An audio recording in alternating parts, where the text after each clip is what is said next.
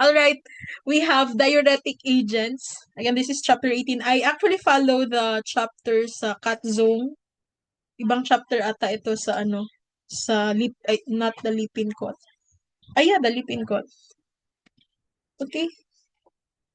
Pwede mo manghulam o gano ha. Huwag kayo, huwag kayong umasa lahat sa slides and sa mga discussion ko ha. Try to learn also pharmacology na ikaw mismo ang nag-learn. Kung naamoy mga books din ha sa pharmacology, daghang pag books sa library, pag tuon mo class, pagbasa mo og libro, ayaw mo og salig sa ako ang discussion, ug ayaw mo tuo sa ako. Kasi pataka consulted. Ano gyud na siya no, di ba pag magkaon kag isda, dili nimo tunlon tanan. Kay alangag tunlon nimo ang bukog, di madunlan ka. Ganyan din ang learning. Huwag kayo parang sponge na hala, i-absorb ninyo tanan. Wala ninyo gi-challenge kung tama pa ba ni among gipanulti dire or dili. So that's how you learn. Pagbasa mo og libro, tingnan din kung pataka lang ka, ma'am. Okay. Diuretic agents. Yun yung mga pampaihi natin. Okay?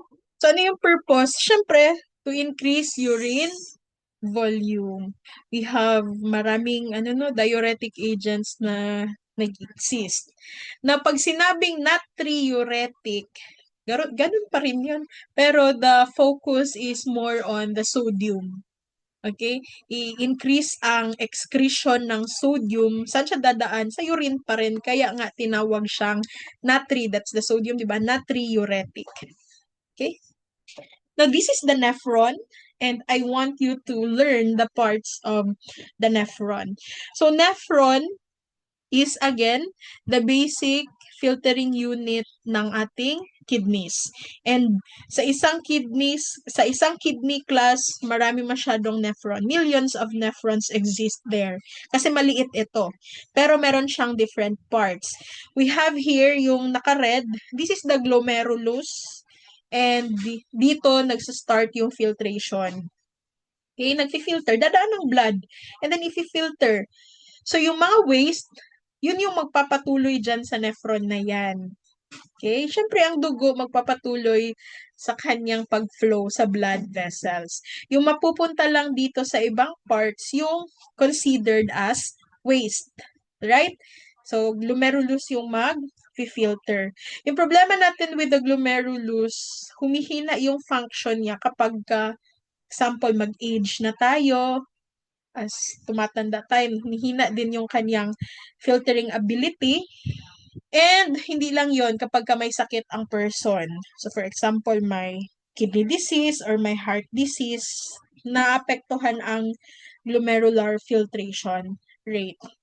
Now, yung mga waste, pupunta yan siya first here sa proximal convoluted tubule. So, we call it the PCT or the PT, the proximal tubule. Pero to be complete, that's proximal convoluted tubule. Okay? Now, dito na part class, kaya nang mag-reabsorb.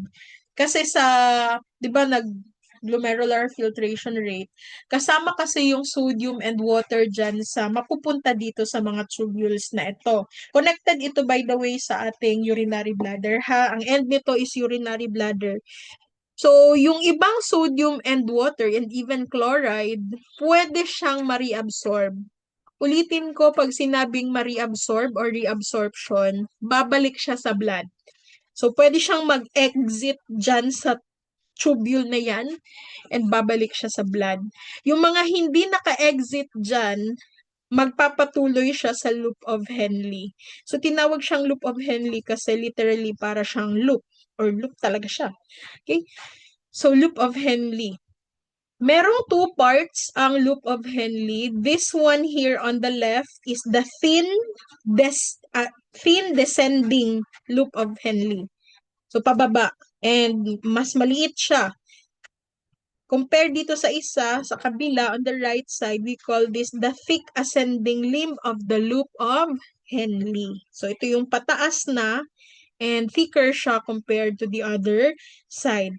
And dito sa thick ascending limb of the loop of Henle, nangyayari yung grabeng reabsorption ng sodium, ng chloride, and syempre ng water. So ito yung sinasabi ko kanina na 20 to 25% of sodium is reabsorbed in the loop of Henle. That is specifically on the thick ascending limb of the loop of Henle. Ito yan siya nangyayari. Okay? So, yung ibang sodium, yung chloride and water na hindi na reabsorb dyan, hindi bumalik sa blood, pwede na siyang mag-continue here. And we call this the distal convoluted tubule. Okay? Pero, in that case, meron pa ring marireabsorb na sodium. So, kasama niya si chloride and syempre susunod si water. Diyan sa DCT or the distal convoluted tubule. And then after the distal convoluted tubule, we have here the collecting duct. Okay? Ito na yung papunta na talaga siya sa urinary bladder. So, si collecting duct, impermeable to siya sa water. So, pwede hindi ka na dito hindi ka na dito magre-reabsorb ng water.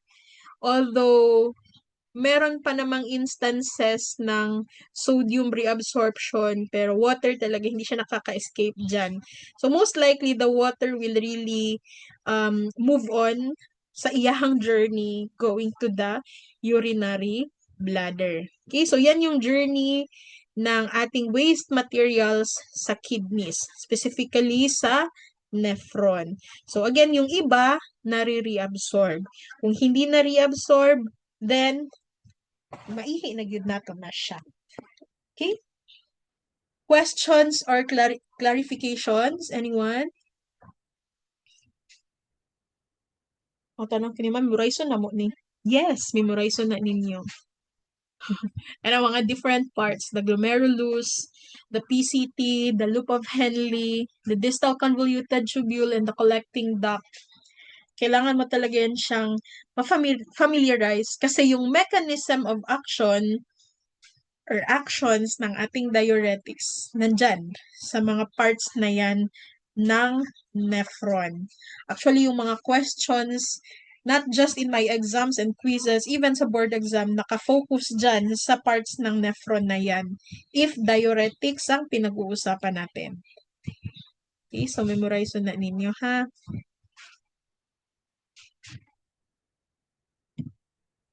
Kaya ko pa mag-start? 11:53 na. Oh, may pangutan na. Pero mabitin magupo ko mag-start ko sa diuretic agents niya. 11:53 na. Actually, isa-isa na nato nino, tapos mag-end na ta, tapos mag-continue lang ta next week. So, definitely, wala pang quiz, kaya dili man punta pwede mag-on-site. According kay Ma'am Cherry, August pa daw ang mga laboratories. So, during your laboratory time, magsingit ako ng quiz sa PCOL. Okay? Kay, let's stop the recording.